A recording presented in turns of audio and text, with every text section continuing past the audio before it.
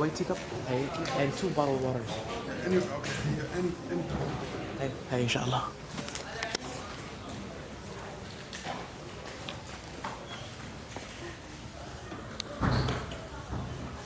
This today is different. Yeah. Can you with Shaykh look this way? Camera looking the other way. It's very, yeah. I like that. Because you know why? Some of the group is looking at, but the other one's looking the opposite way. The thing is, for years, my enemy. It doesn't need it. His is nice. Okay, I can do that. For 4 years? It has to be the writing. Yeah, because the writing, yes, the writing.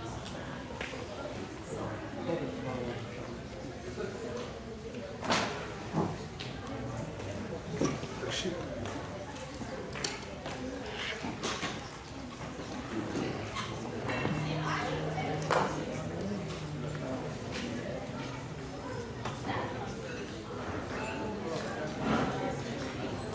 بسم الله الرحمن الرحيم الحمد لله رب العالمين. بسم الله الرحمن الرحيم الحمد لله رب العالمين والصلاة والسلام على أشرف الأنبياء والمرسلين وبعد. Inshallah we'll continue our session. Is the door closed? Door's closed? Okay. Close the back door please. Barak. Inshallah we're going to continue. So we were talking about alamatul ism, the signs of a noun. This is called what? The title is alamatul ism.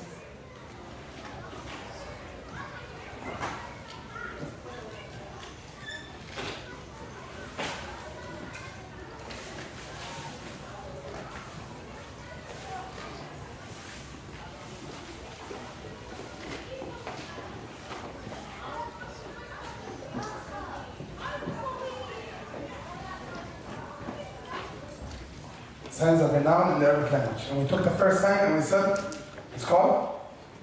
The first sign is called? Al-Jabr. What's the second sign?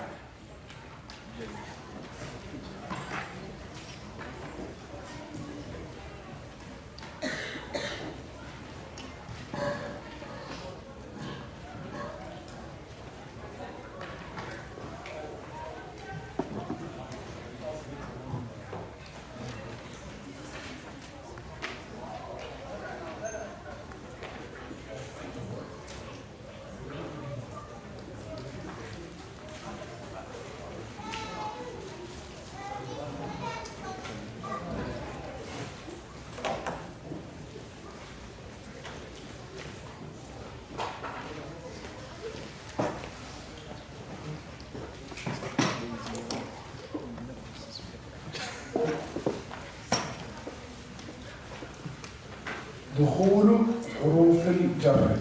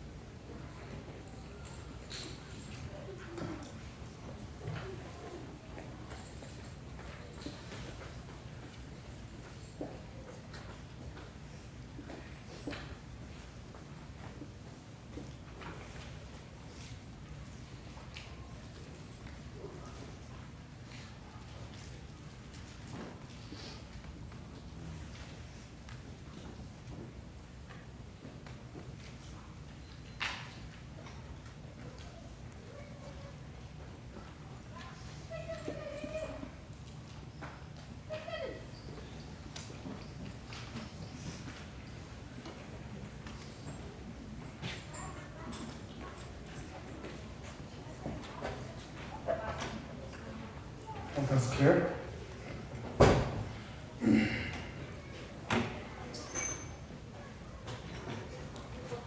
Assalamu alaikum. Hello.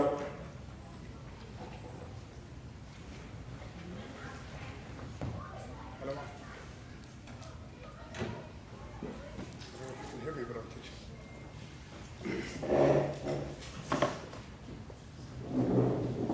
That was my Shaykh, so I think I'm gets priority. تمام. دخول حروف الجر. تمام. دخول حروف الجر. It's a lot of Arabic. تمام. Good things we know at least one thing up here, right? What do we know? Al-Jar. It's important. That's why we couldn't say kasra. تمام. دخول حروف الجر.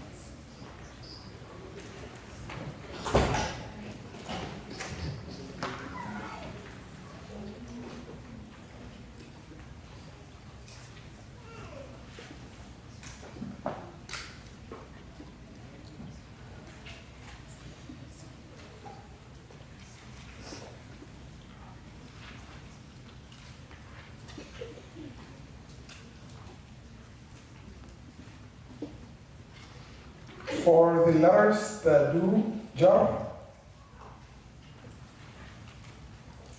to go before it, that is a sentence a little bit hard to put together. For the letters that do jar, to go before it, does that make sense? No? What would you say? They go. What I'm trying to say is, one of these letters, go before the noun. Put that into our sentence. See, who's that better than me? For the letters that do jar, to go before it. Well, okay, do something. Tell me something.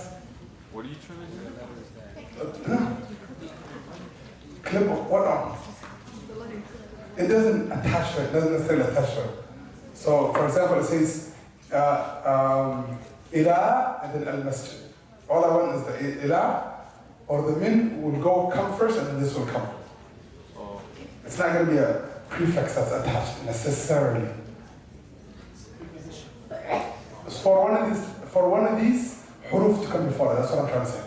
Put it in a better sentence. Yes. But you didn't do anything. To go before is still the same.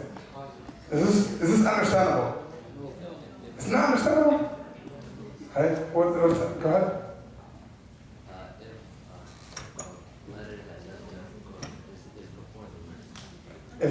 Okay, for the letters, if the letters that do jar go before it,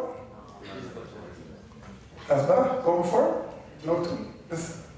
Okay, let's stick with this. You guys get the point. Yes. Okay, put a comma. Two out, and then comma. And then go before it.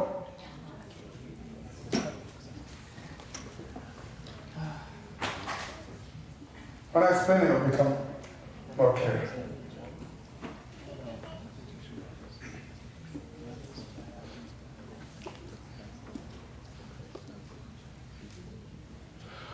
Okay.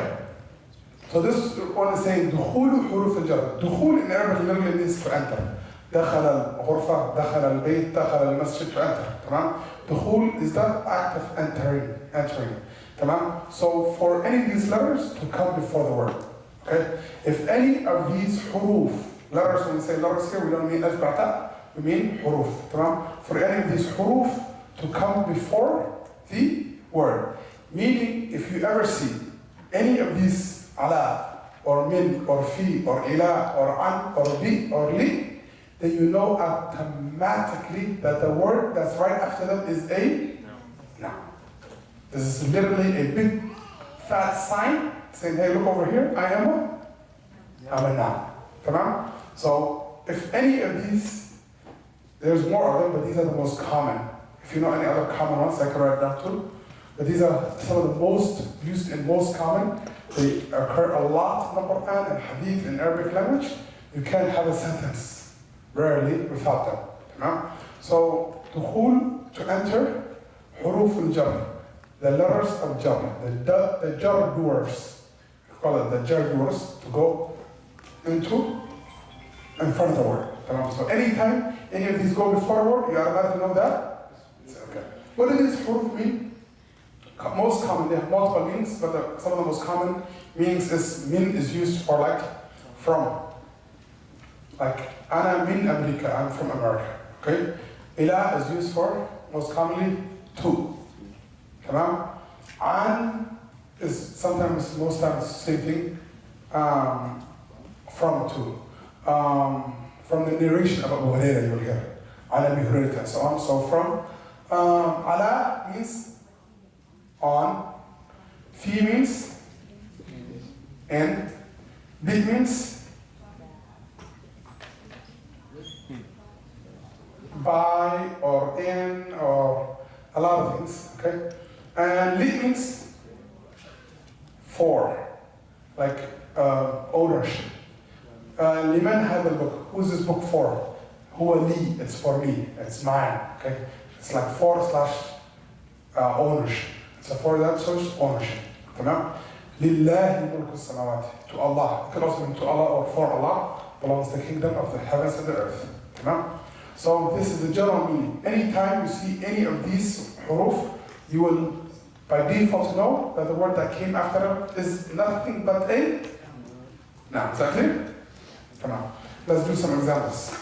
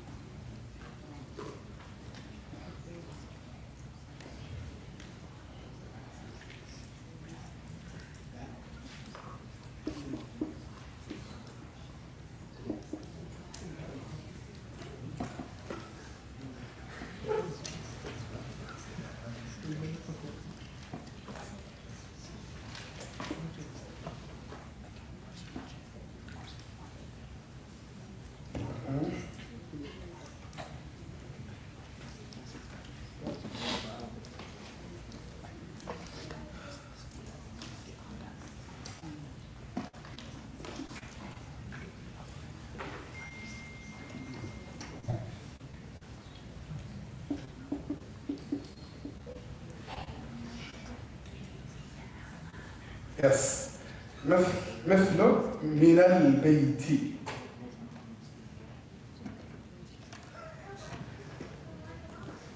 من البيت.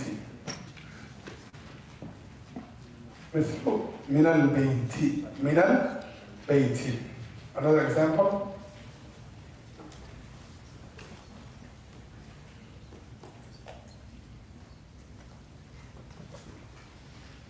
إلى المسجد.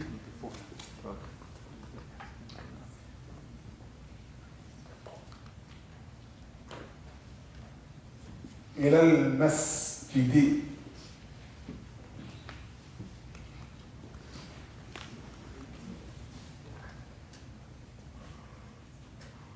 إلى المسجد.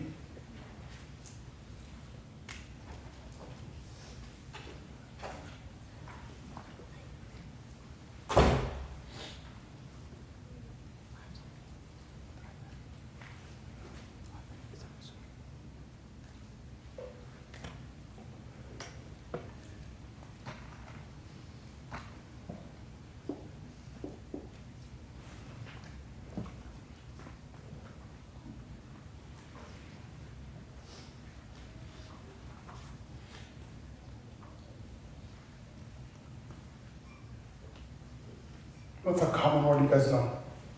Well, try to stick to words that I already know. Kitab? Kitab's common? Kitab is good, right? What does kitab mean, guys? Good. في الكتاب.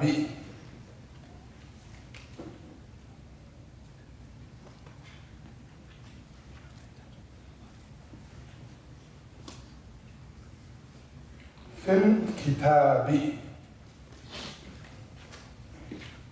Is it clear?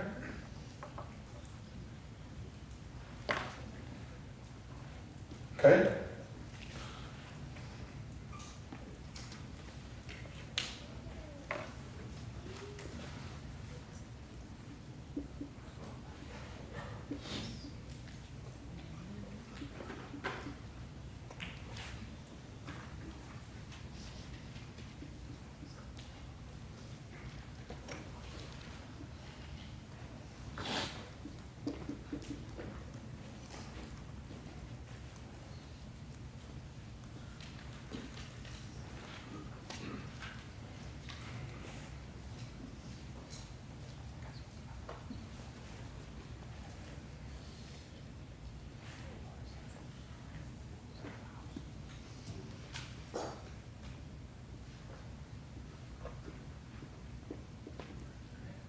In the book.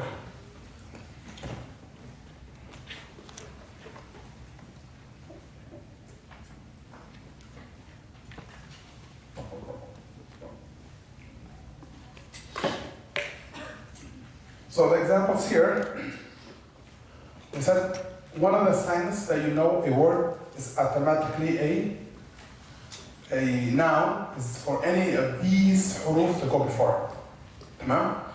One of them is min, ila, an, ala, fi, or al-bi, bi by itself, or li by itself, connected to the word. Each one of the first 5, there's 10 alone. They're by themselves, they're a word by themselves, then the space, and then the noun will be written. But for the last 2, they will be attached to the noun. So examples is min al-bayti. Ana ataytu min al-bayti. I came from the house. Min al-bayti. Right now, we have what do we have here? Harfu jar. Huruf means a lot of them. One of them is called, we took it yesterday, ism wa fa'al wa harf. Okay, this is the plural. Huruf is the plural of harf. So this is min is considered a what? What kind of harf? There's a lot of huruf. There's huruf al-nasb, there's huruf al-jar, there's huruf al-atf. There's a lot of huruf in Arabic. There's a lot of prepositions and particles and conjunctions. Which type is it? It's huruf al-jar. It's it huruf al-jar. And he himself is a what? He's of the huruf al-jar. Like what is he called? The word from here and this harfu jarrin. Harfu jarrin. So min is a harfu jarrin. Ila is a harfu jarrin. Fi is a an is a harf jar, ala is a harf jar. So this is a harf jar. What does a harf jar do? What does a harf jar do? It makes the basketball court kasra. The last letter of the camel. The last letter of the noun. It gives the last letter of the noun a kasra. You see how this is, right? The red moved over right there. The effect, it had a direct effect. So because of min, al-bayt has it. Al-bayt has it. Come on guys, work with me. Stop sleeping. Tamam? Because of min, al-bayt has a kasra. And because of ila, al-masjid has a kasra. You see it? Red, color coordination. Okay? Because of fi, kitab has it kasra. You say, ana qara'tu fil kitabu, right? نعم أنا قرأت I read في الكتاب في الكتاب or في الكتاب sorry I meant في الكتابة yeah I'm right I'm the teacher there's a reason I'm telling you is your 2 choices is it في الكتاب or في الكتابة sister in the back في الكتاب or في الكتابة في الكتابة. الكتابة. Okay. Who says في الكتابة and who says في الكتابة? No? They don't understand that. Quit. Choose one. في الكتابة or في الكتابة? You see? So we're working. تمام? Why في الكتابة? Because you literally told me this حروف الجر. Whenever he goes before a word, automatically has to have a. So if I was to speak right now and I said, wow, I know Arabic, I'm so good. أنا قرأت في الكتاب. What are you going to say? Yeah? You need to go to GIAD. صح? You need to go to Arabic class. صح? Okay. أنا قرأت في الكتابة. Is that okay? Why? It's okay. But what's the difference? No. تمام? This is how you're going to sound Fabish. تمام? أنا قرأت في الكتاب. أنا أتيت. I came from من البيت. من البيت. تمام. أنا أذهب إلى المسجد. أنا أذهب إلى المسجد. So you see, this has direct correlation with you being able to speak the Arabic language. Once you understand the concept, it's easier for you to not make these mistakes. Clear? تمام. إذن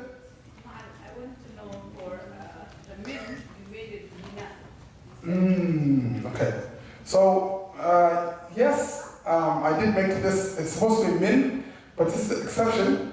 There's this rule called, in Arabic language, التقاء الساكنين, which means the letter has sukun, okay? It has a sukun, it doesn't have a haraka, and the next word that's next to it and the next word has a sukun. Then we create a fake haraka. We create a fake haraka for the feasibility of being able to read it. I think we will say min al-bayt. Okay, and we're going to sound like something's wrong with our tongue. So Arabs, they do something called التخلص من التقاء الساكنين, which means getting rid of the coming together of the two sukun letters. So they make a fake, a ghost haraka that's just there for this purpose. If we take away the al, then the sukun comes back automatically. So this is a fake haraka. Sometimes I'm going to say minal, sometimes minil, sometimes I'm going to say la, sometimes I'm going to say li, depending on the situation. So this is a kasra that was made just for this purpose. Fatha that was made just for this purpose. It's not part of the sentence, ignore it. So do we understand this clearly? Jar, huruf al-jar. So far we have 7 of them. We learned 7 of them. Can somebody point out some of the huruf al-jar from Quran or anywhere you heard it? Tell us something. Huh? Huruf al-jar. إلى الله وإلى الله ترجع الأمور. And to Allah, all affairs return. وإلى الله. Can I read? وإلى الله. إلى الله. وإلى الله. He. Why? He specifically. Why a kasra? Because of إله. The noun that comes after. Why now? Okay, what about the fi'l that comes after إله? Good question. What about that? We understand what إله and huruf al-jar do to a noun. What do they do to the verb? This is important because I don't want you to leave half sandwich, okay? So in the full sandwich. What happens to the verb that comes after huruf al-jar? I'm going to give you $20. Right now, Zell, tell me what happens. Can I tell me nothing? You gotta tell me something. If you tell me what happens to the verb,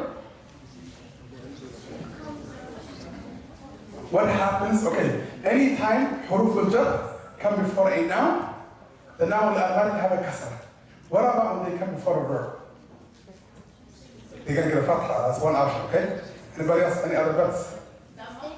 Dhamma. Good. Okay, what do you have to lose? Say it out loud. It stays, okay? It stays the same. We have 3 options. Okay, let's go for it. It becomes a fatha, it becomes a dhamma, or it stays the same. Which would you vote for? Talk to your partner. Figure it out together. You can cheat.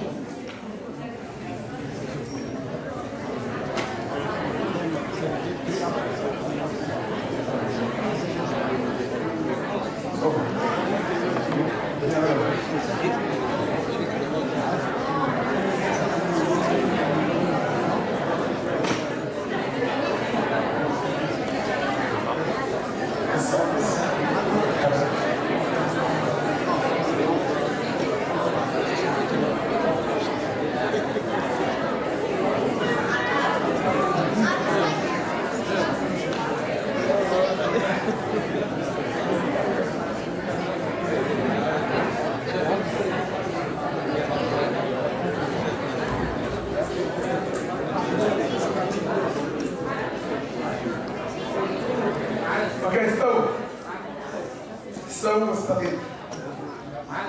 Yes, sir. Can be before verb. That's the only answer I don't want. Why would I ask you if you can't? Does it make sense?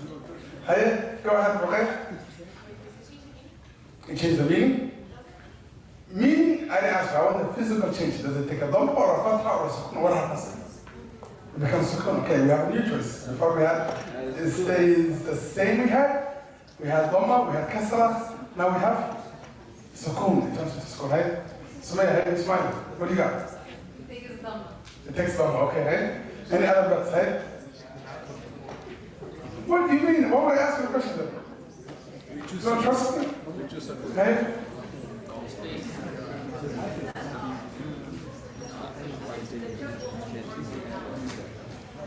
And why would I ask you a question? Yeah? Hey? It becomes silent? Silent. Okay, hey? There's another 5 options, hey? $20, man. I'll make it $50, hey? The brain gets activated. Yes? Louder, a little louder? Oh, it becomes a fatha, it becomes a ah. Okay, good. Hey? Afar, you got something? The word placement changes? No, I just want to know what happens to the last letter. Yes? Then why ask you a question? I'm not a trickster. Yeah? Hey? Huh? Nothing? Nothing happens?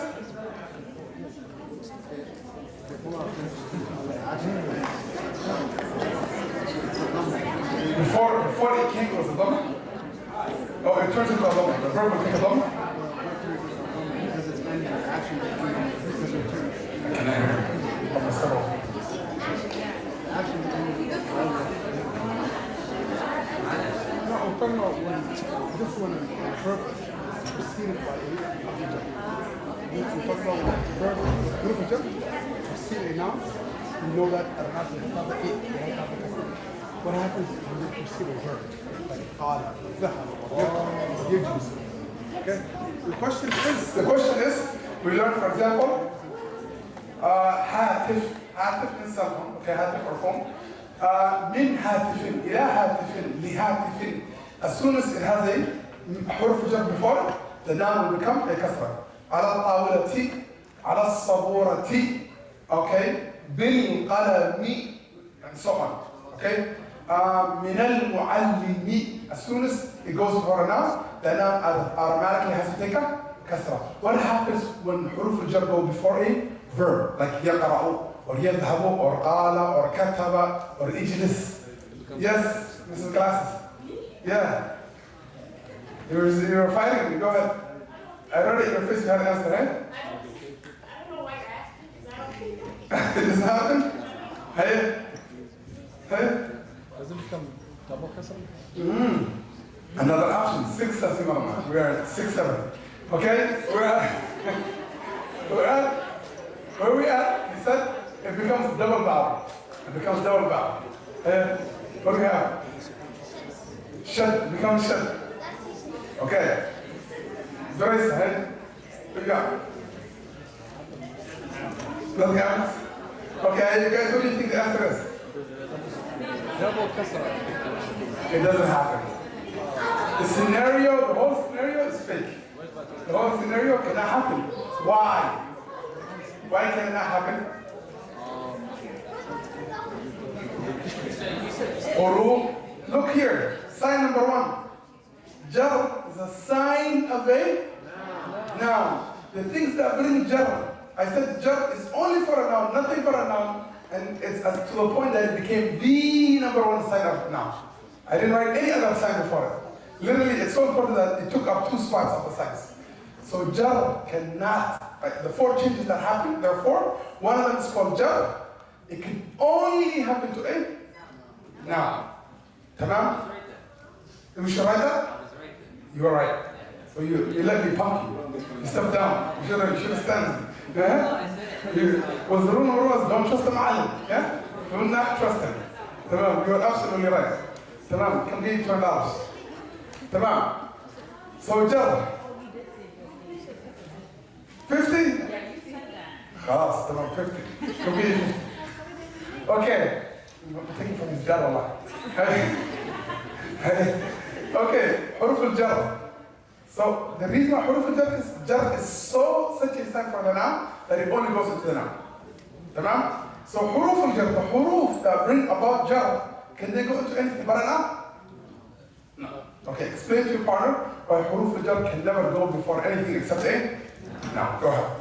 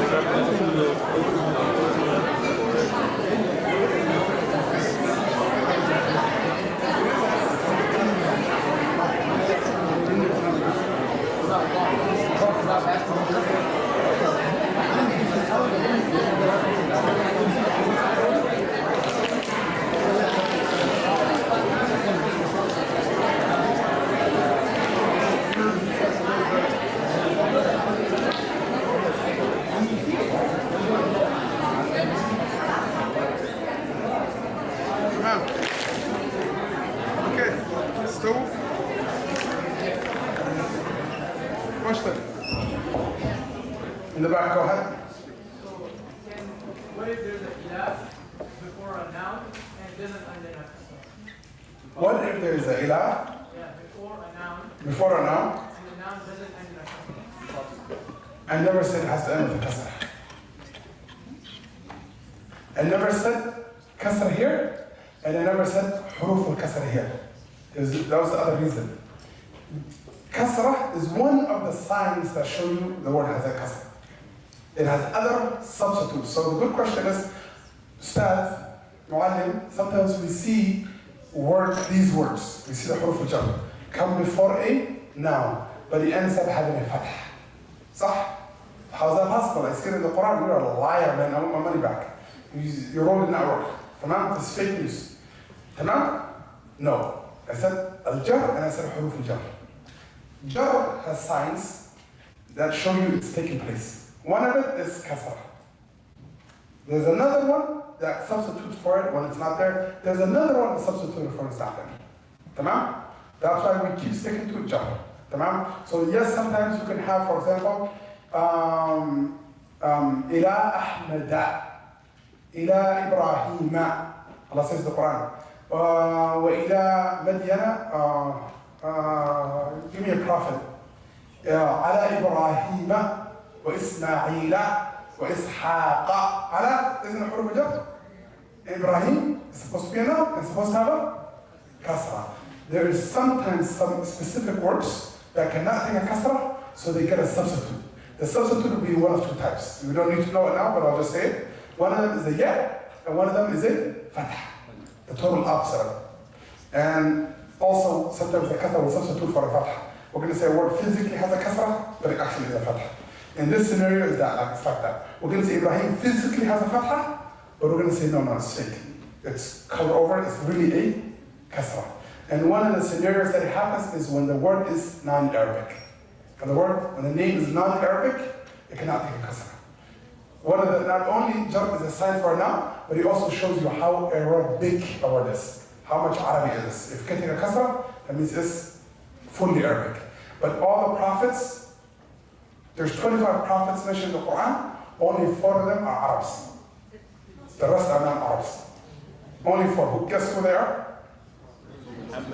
Muhammad, that's the obvious one. Okay, good. Ibrahim, no. Even though he's his grandfather. Ibrahim, Shu'aib, good. Shu'aib, Ismail, no. He's the direct son of Ibrahim. Ibrahim is from Babylon. He's Babylonian, okay? Yunus, I think also from Iraq, is not. And it's not by country, by the way, it's by ethnicity. All of the prophets, starting from Yaqub, started becoming Bani Israel. Started from Yaqub. Israel is Yaqub. When you hear the children of Israel, Israel is the nickname of Yaqub alayhi salam. An angel came to him and said, from now on your name is Israel. And Israel, Mikael, this is all these names are Hebrew. Il means Allah in their language. Just like we say Abdullah, Abdurrahman, for in Hebrew, Il is the name of Allah. Isa. So, no. There are four, Saleh. We got Shaykh, we got Saleh, we got Muhammad, and Hud. Hud. The first Arab nation that ever existed is Hud. Hud is the prophet, but the people are called Ad. And Ad were not a normal people. Tamam? Allah said about them, Alam tara kayfa fa'ala rabbuka bi'ad. And if you ever see in the Quran Alam tara, that means wow. This is Allah doesn't use Alam tara except a time where it's like Alam tara kayfa, something significant and a great punishment and anger took place. Tamam? Alam tara kayfa fa'ala rabbuka bi'ashab al-fil. Alam tara kayfa fa'ala rabbuka bi'ad. In order to show us who they are, like Allah saying, did you see how your Lord dealt with and handled the people of Ad? In order to tell you, like, it wouldn't have been significance if they're nobodies. So Allah wanted to tell us who they are. إِرَمَ ذَاتِ الْعِمَادِ. The ones that had the lofty pillars there, for this would have been probably their shoe size, the soul. Their shoes would be this size probably. إِرَمَ الَّتِي لم يخلق مثلها في البلاد. The one that the like of it was never created on the face of the earth. They were humongous. And they were extremely powerful. They said, when the Hud told them, fear the punishment of Allah, day of judgment and so on, they said, Man ashaddu minna. Are you crazy? Who is this Lord you're talking about? Who is more powerful than us? And Allah said about them, وَإِذَا بَطَشْتُمْ بَطَشْتُمْ جَبَّارِينَ. And when you guys go into a war, you go to war, one of the things he was lecturing about, telling to stop this, whenever you fight a group of people, you annihilate them. You erase them from the face of the earth. بَطَشْتُمْ جَبَّارِينَ. They leave nothing. Tamam? And Allah said, after he destroyed them, فَهَلْ تَرَى لَهُمْ مِنْ بَاقِيَةٍ. Do you see any trace left of them? Tamam? So this is the first nation, who Allah said, whoever believed, and the rest were destroyed. They were Qawm of Ad. The next generation was, which was the middle version of them, Thamud. The people of Thamud, when the Prophet that was sent to them was Saleh. They were also very powerful and very rich. And then they were also destroyed. And then Shu'aib. Shu'aib was also a Arab prophet. And the last one is Muhammad. Every other one of them is either other nations or Bani Israel. And majority of them is Bani Israel. That's why in the Quran, only these four are the ones that take kasra. They're the only ones you can see that take kasra. Except two. There's two more that take kasra. Two more prophets. They take the kasra even though they're non-Arab names. Nuh and Lot. Prophet Lot and Prophet Nuh. What do they have in common? The two names. 3 letters and the middle letter has sukun. The middle letter has sukun. So in Arabic, if a word has as a noun has 3 letters and the middle letter has sukun, it can take kasra. It's an exception from the rule. Are they Arabs? No, but it's an exception from the rule.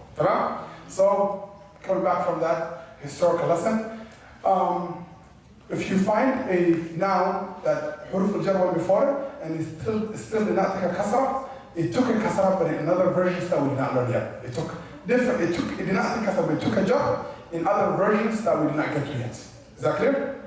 Tamam. Okay. So I want you to explain to your partner alamat al-ism, al-jar, and huruf al-jar. In a very scientific way. Go ahead. Great teacher.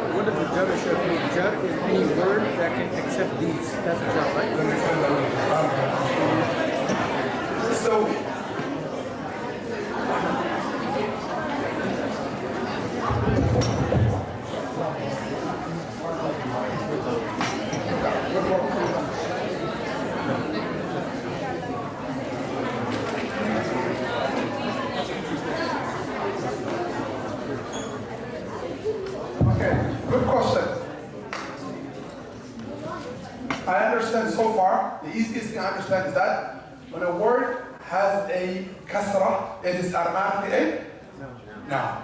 When you keep mentioning about jar, something about jar, it's confusing. What does this jar thing mean? Jar, all I want you to know about right now is a kasra. Okay? You chose the scientific way of using jar on purpose because it will keep opening up today. Or if you heard jar, you go home, there's something called jar in Arabic. That's good enough. But what does it mean in a simple sentence that you do not need to know for now is that in English, what decides the meaning of a word is the place it has in the sentence. Okay? Is it the first word? Is it the second word? Or is it the third word in the sentence? Example, I played basketball. In Arabic, in English follows this pattern. Subject, okay, plus verb, plus object. This is not something you need. I only want you to listen to it. Do not write it. Subject, verb, object. I played basketball. Who did it? I. So it's the doer, it's the subject. What was done? Playing, it's the verb. What was being done? Basketball. I ate food. I wrote a book. I saw my mom. It follows the exact pattern, and that's all. It's symmetrical language. Straight, that's it. Very simple language. Arabic, it will do subject times 3, verb times 3, object times 3. Like you could do, take object and put, you can say object, subject, verb, object, verb, subject, verb, subject, object, verb, object, subject, You could do subject, verb, object. You could do subject, object, verb. You could do all these plays. That's why the Arabs, they were Bedouins. They were not powerful nations, but they used to mock the Persian Empire and the Roman Empire and say, they are people that cannot speak. They call the non-Arabic speakers the غير ناطق. They don't utter. You either speak Arabic or you don't utter at all. They don't consider you, whatever language you have, they call you غير ناطق. They are people that cannot utter. Tamam? The pattern of their language, even though it can play all those roles, and that's why Allah brought the Quran down in Arabic. You can play around and use any sentence structure, and don't think that that's just random. Every time when I put the subject first, because I'm trying to emphasize on the subject. Example, if I say basketball I played, compared to I played basketball, when I use in Arabic, when I use I played basketball, it's as if I'm sensing you want to know who. You know who play was done, you know what was played, but you're trying to know who played. Then I say the I first. If your question is, what did you do? You know who did it, you know it's me, but you're wondering what I did, then I say basketball I played. And they make sense in Arabic, but in English, it doesn't make sense. Tamam? So they have noun sentence, they have verb sentence, they have all these things. Tamam? In English, what decides the sentence structure? What decides what happened? Like for you to understand the sentence, by the structure it's put. Tamam? If the structure is messed up, the sentence won't make sense. Tamam? Are you with me that far? Arabic, what decides the meaning of the sentence is the harakat. What decides the meaning of a sentence in Arabic is the role it's playing is either it having a dhamma, or it having a fatha, or it having a kasra. By me seeing this, I will know. That's why the order does not matter. That's why the order that you put it in doesn't matter, because by me seeing dhamma, I'm going to say automatically it's the subject. Tamam? By me seeing a fatha, I'm going to say automatically it's the object. How and what and where we will learn later on. Now, and this is where jar comes in. Jar is this family. There's a family called, in Arabic, there's 4 changes. 1, 2, 3, 4 changes. Tamam? I don't want to explain that right now. We don't want to dive into it. It's out of subject. It doesn't have to do anything with the science of the noun. I know it's intriguing, and I want you to keep coming back to my classes, so I won't tell you all the information once. Tamam? But one of them is called what? Jar. Tamam? We will get to it later on, and you're going to say, that's what he meant. Tamam? But right now, all you need to know is one of the changes that happen to a word, when you put it in a sentence for you to be able to understand whether it's a subject or a verb or object, it's called jar. Tamam? That's where it's coming from. There's any sign, any harakat change that you see in the Quran, I'm going to tell you, this is a jar, this is a raf, this is a nasb, this is a jazm. Automatically. I look at one, I see the harakat, I will tell you one of the 4 positions. So that's why everything's good. Everything's either 3 or 4 or 2 or 1 or that's it. Number. So all the possible changes that can happen to a word in the Arabic language when you put it in a sentence is 4. One of them is called jar. Is that clear? Try explaining that to your partner and then ask the question again.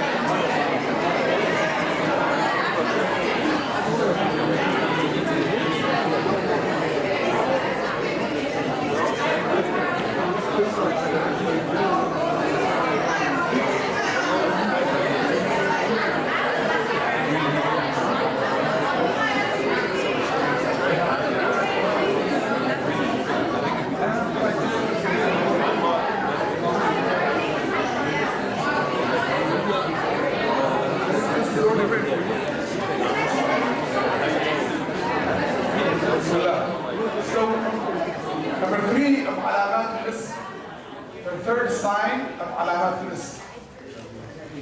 This is a title you already had. You don't have to write it down again. Okay? You already have the title on your paper. You wrote it down because it got erased. Alamat al-ism. Number 3 is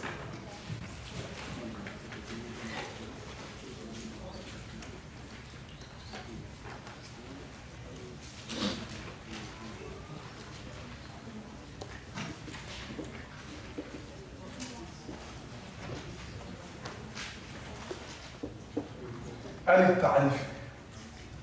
التعريف.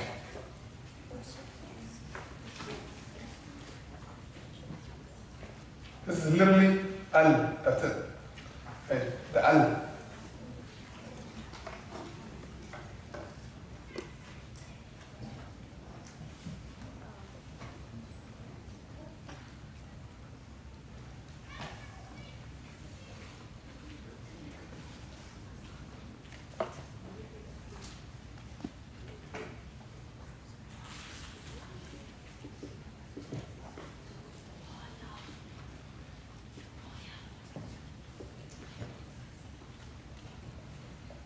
Shaykh Saciid, use the camera.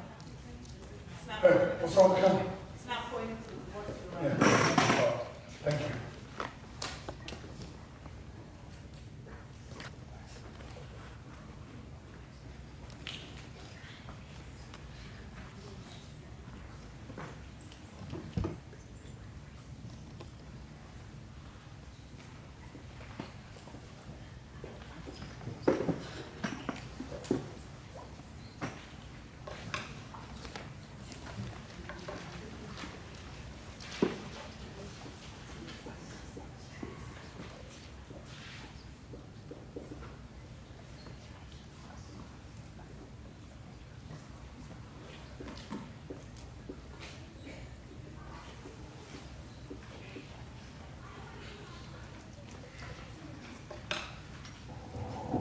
So we have al-ta'rifi.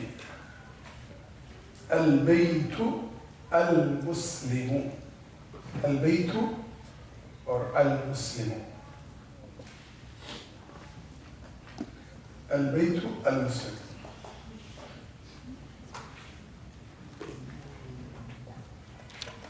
So you have target for this?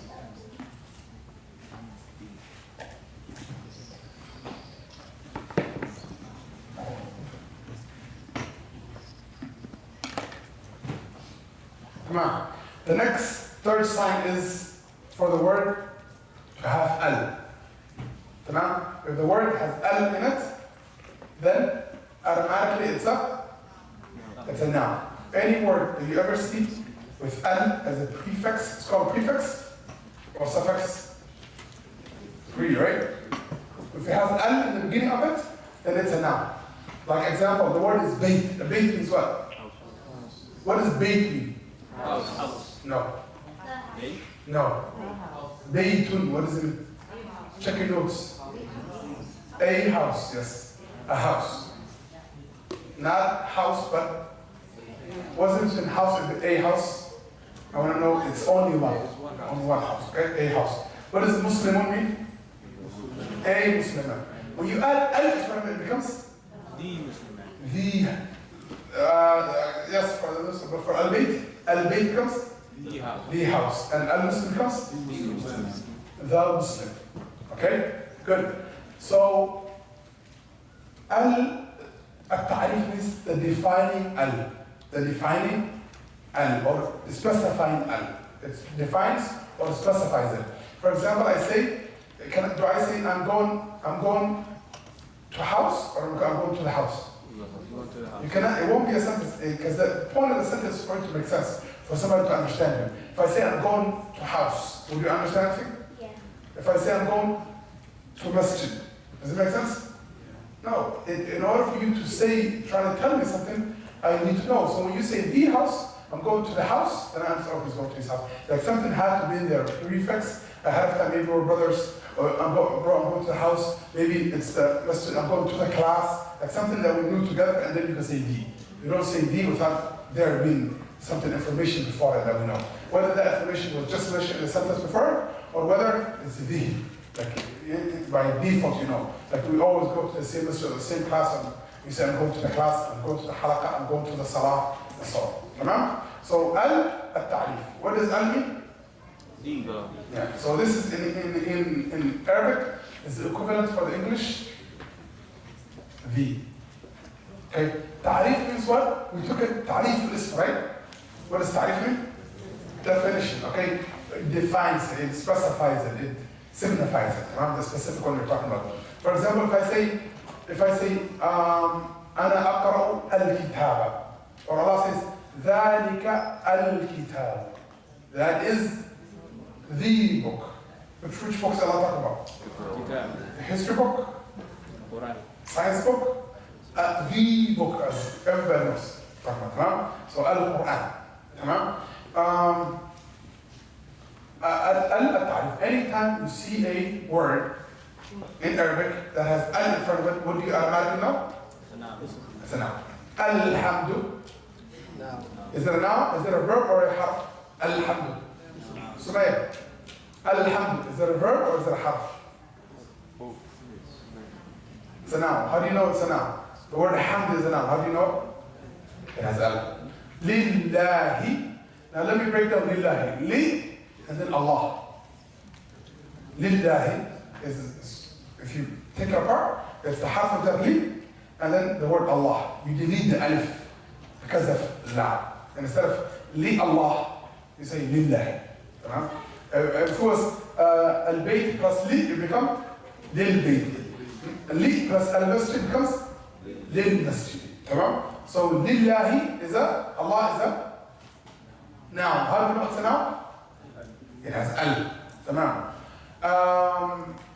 Ar-Rahmani.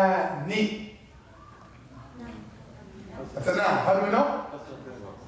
It has al. And also it has a kasra. So you could take multiple ones at the same time. You can have a half jar before, and because it has a half jar before, it's gonna have kasra most of the times, and it has also al in it. So one time you can have three signs. This one's clear? Okay, explain the third sign to the partners. Go ahead. One of the signs that show you a word is done in every language is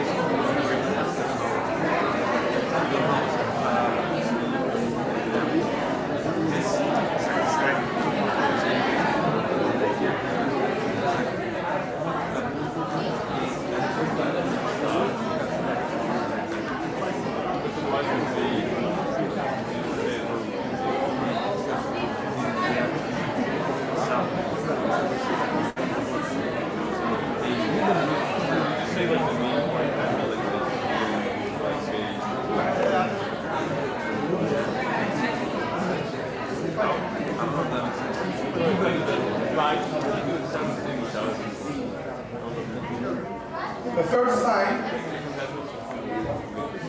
Any questions from the previous one? While you write this. Go ahead.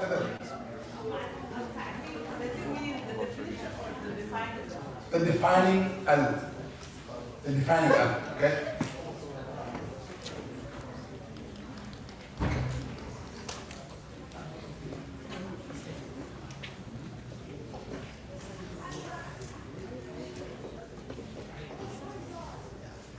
Defining, D-I-F, D-E-F, okay?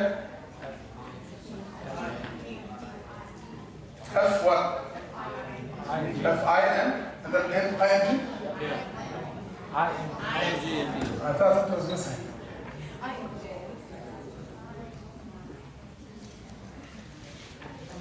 Defining Al. What is this in the beginning again? Can you say that again? The beginning of the word, Alhamdulillah. In the beginning of a word, Al can only be in the beginning of a word. Oh. Yeah. The Al we're talking about, it goes into the word as a prefix. It cannot be in the middle of the word. Right? Yeah. Lillahi, there's two words. It's still in the beginning of the word. Because Li is a word by itself, and then Allah is a different word. You say Dar Rahmani, you say Lil Muslimi. There's Li is a word, it's a half, and then Al Muslim is the other word. Does it just mean for Allah? To Allah, by Allah, like the belonging, it shows ownership. Lil shows ownership. Could either be 2 or 4? Can mean politics. But the most prominent one is ownership. Lillahi mulku samawat. To Allah belongs. To Allah.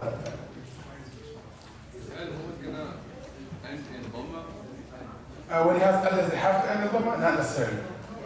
Question is, when a word has Al, we kept doing kasra, but now, does it have to have a Dhamma when Al goes into it? Not necessarily.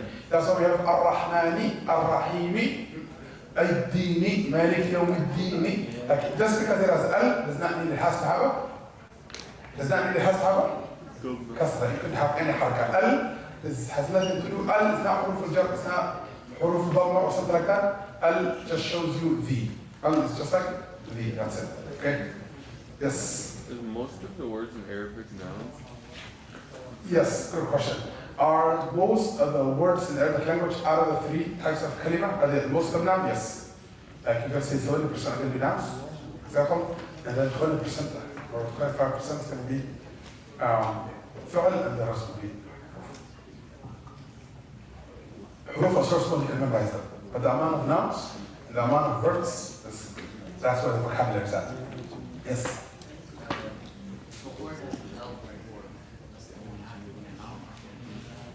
Yes, if a word has al before it, and this al we're talking about is al that's a prefix, meaning it's not a root letter in the sentence. There's a difference between alif and a lam that's a root letter in the word, compared to al that the word, if I take it away from it, it still makes sense. For example, instead of al-bayt, I say baytu. Does it make sense?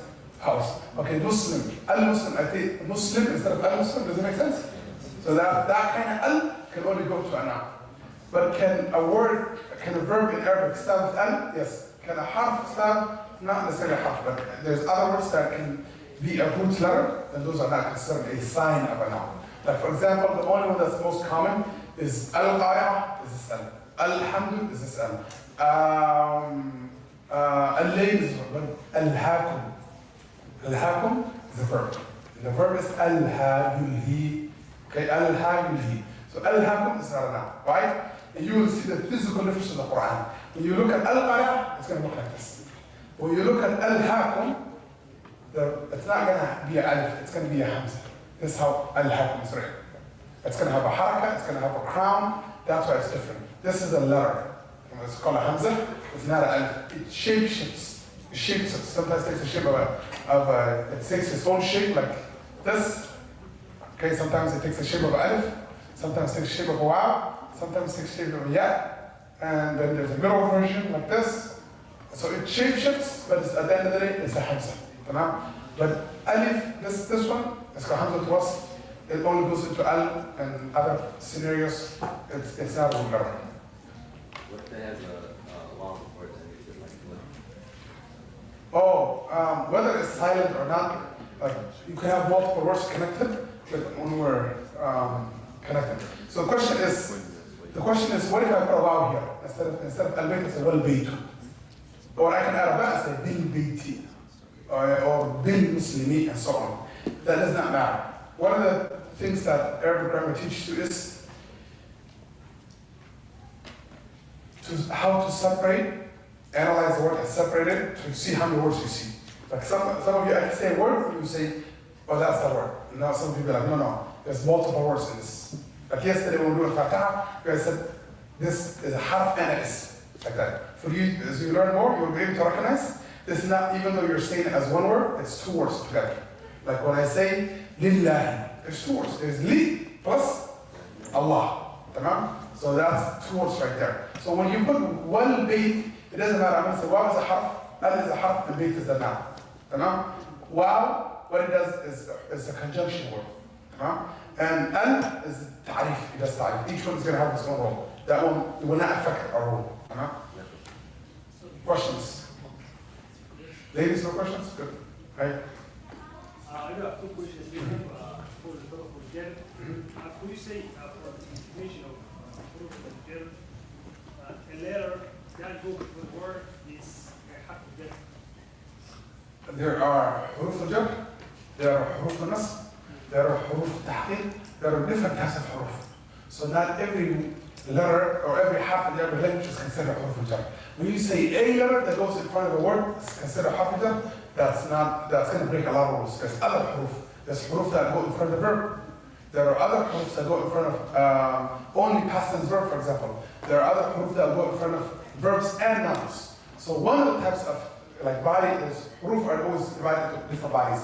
There's huruf al-jar, there's huruf al-nasb, there's huruf al-atf, there's huruf al-qasr. They're in different categories. One of the categories that we talked about is huruf al-jar only. So we cannot make it any harf. There's different types of harf. Yes. Second question? Yeah, I have seen the Quran, harf al-jar just like في قلوبهم. في قلوب. So there's three words here. There's في, there's قلوب, there's hum. Tamam? Hum or him, depending on the harakat of whatever. It could be hum or it could be him, depending on the harakat of whatever. في is a harf al-jar. Qulub is the ism, the one after qulub, the one after the harf jar. And hum is also another noun. We will learn in tomorrow, Saturday's lesson. Hum is another type of noun. Today we're learning the sense of a noun. The next session will be the different types of nouns. So when we dive into that, we'll call something called pronoun, and that's what hum is concerned. Okay? Any other question? Okay, my last rule I want to explain to you, because I promised by today you will have all the signs. The last sign of a noun that we will learn at our stage is called an-nida'u. And an-nida' means salah? Oh, no. Second shift? Well, still some time for me. Okay, the next one called is an-nida' means what? Calling out. It means what? To call out. Don't worry, I'll give you a break after this class before it's answered. Okay, calling out. So for example, we say, hey Saciid, hey Muhammad, hey Fatima, hey Khadija. That hey. In English, when we used to go to school, they say, young man, hey is for horses. So you can say hey, is it not polite? What's the polite way? You say oh. In English, they say the oh, you know, oh Saciid. So, you know? So if you say, when you call somebody, is there another word that says hey that we can use commonly? Yo. Okay. Yo man. This is the Yaraj, okay? If you want to say it from now on, practice for your friends too. Hey yo, say Yaraj. Yaraj. And for the lady, Ya Mra'a. Or Ya Bint. Hey sister. Or Ya Walad. So Yaraj means hey man. Or oh man. Hey dude. Ya Allah. You hear this a lot? Ya Allah. Dua al-Qunut. Ya Allah means now, hey Allah, Ya Allah, oh Allah, oh Allah. And Ya Rabbi, oh my Lord. It yet makes it mine.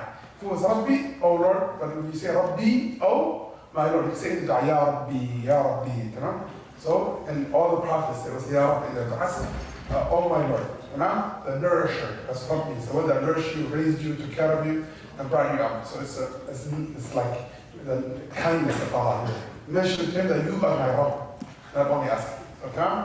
So, Ya Rajul, oh man, Ya Allah, Ya Rabbi, Ya Muhammad, Ya Khalid, Ya Isa. Allah calls out to the Prophet in the Quran, Ya Ibrahim, Ya Nuh, إنه قد جاء أمرك يا إبراهيم إنه قد جاء أمرك يا نوح اهبط بسلام منا يا عيسى يا مريم إني اصطفيتك على الناس يا يا موسى إن اصطفيتك على الناس برسالتك بكلامي يا مريم اقنتي لربك واسجدي واركعي. So ya is a harf nida. What do you know automatically? We see ya, what do you know the word after is? Is a noun. Okay? What haraka change does it do? None of that stuff. Does it change the haraka? Does it bring the dhamma? Don't get confused. Don't think just because you learn huruf al-jar that everything has to do change something. No? Huruf al-jar change something. Other things, al and ya, they don't need to change anything. Got it? So anytime you see ya, by default you know the word after is a? Is a? Noun. So anywhere in the Quran you see, tamam. So these are the 4 signs of alamatul, is the 4 signs of a noun. Whenever you see one of these signs in a word or before a word, you will know that this word is a noun. Tamam? Jameel jiddan. What is the first sign? Al-Jabr. What is the second sign? That huruf al-jar go before it. Okay? What's the 4th sign? 3rd sign? That al goes into it as a prefix, attached to it. And the 4th one is? Al-nida. You could call out to it. Whether it has it or you could. For example, somebody says, how do I know Khalid is a noun? I can say Khalidin. Okay, Khalidin. The fact that I can say that, or Khalidi. Oh, there's one more sign. Sorry guys, one more sign. Very important. Last one.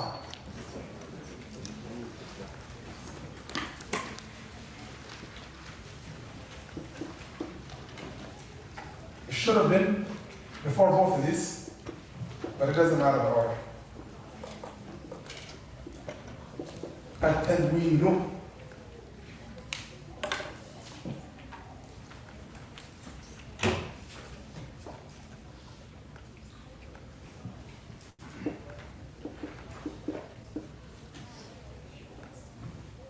بيت مسلم.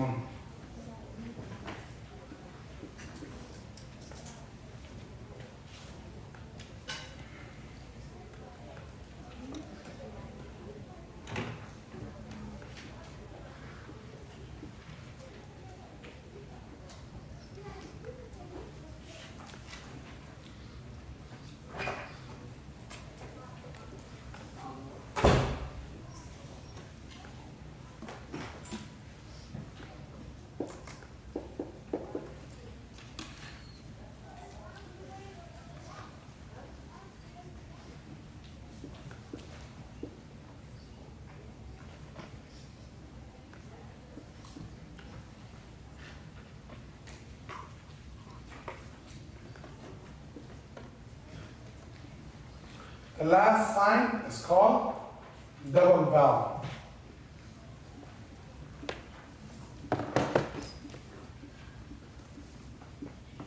For the word to have dual vowels, either an or in or un. For it to have two harakat together, like baytun or muslimun or baytin or musliman.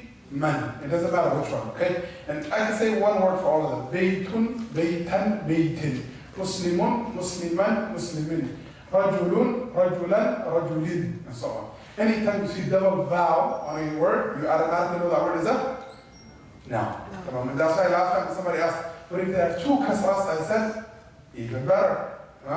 Now we have the fact that it has a kasra, and the fact that it has double kasra shows you it's pretty much enough.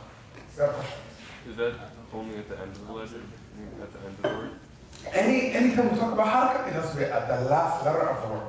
If it's ever not on the last letter of the word, then it doesn't matter. So tanween is like the first one. Anytime a word has 2 vowels on the last letter, then it's considered a noun. And it can only have on the last letter. It's impossible for a word to have 2 vowels on the first letter or the second letter or the middle letter. There's no way it can take a kasra or a fatha or a dhamma or a sukun in any other letter, but it can only have a tanween on the last letter.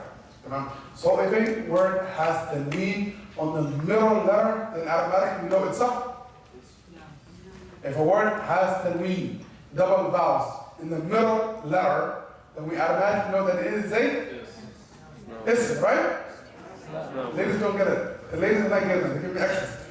Okay, again, if a word has tanween, double vowels, on the middle letter, like the ya or the sin, or the first letter like ba or mim, then we know that word is a It's not a word. la yajuz. Focus, okay? What did I say? The tanween can only be on the last letter. And always will be on the last letter, and that's the only way it could be a second. It can never be anywhere else. Is that clear? Tamam. Okay, I'm going to give you a quiz. It will be 90% of the grade. Pop quiz right now. Tamam? What I want you to do is, before that, take 1 minute, re-explain all the signs of this to your partner. Go. If you have a bad partner that doesn't know explain everything, raise your hand. I'll tell you now.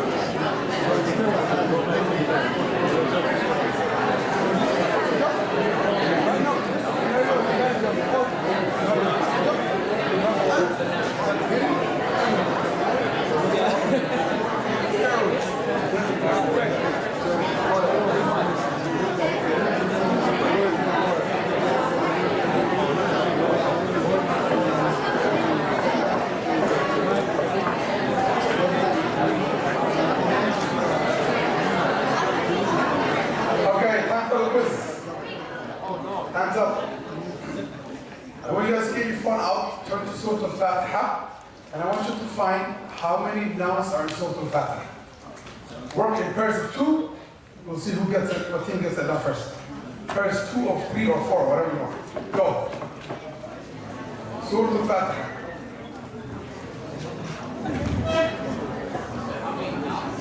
Yeah, how many nouns? Using these signs, how many nouns can you locate in Surah Al-Fatiha? Saciid. Yes. The Bismillah. Say that again? Including the Bismillah. Including the Bismillah ar-Rahman ar-Rahim. Start with Bismillah ar-Rahman ar-Rahim to Wala-Dhalina.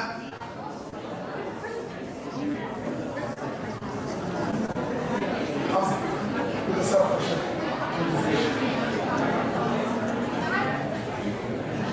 Yes. You ask your partner. Ahmed, station.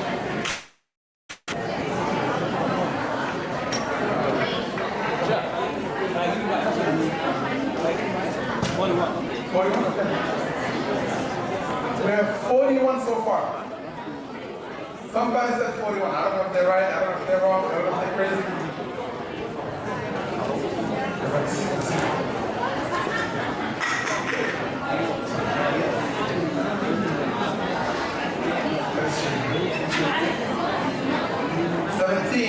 Somebody said 17. We got more.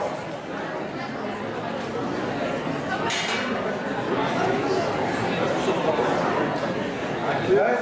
Okay, we'll take it for homework. Next Saturday is due. Write out all of the nouns. I want you to make a chart. Okay? The noun and the sign that show you it's a noun. Okay? Make a chart like that. The noun and the sign that show you. Give you multiple signs. 1, 2, 3, one word. But do it as a fun project. Tamam? Surah Al-Fatiha only. Yes. Bismillah, Tamam? I want you guys to take a 15-minute break right now. Go. 10 minutes? 10 minutes. 10 minutes. Okay, pictures, people that are here to take the pictures that have their ID cards, we'll do it after Hamid's class.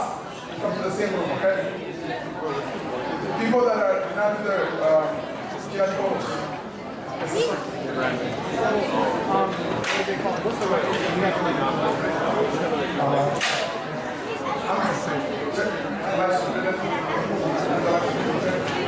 Yeah, every time we do that, it's going to be an hour. Every time.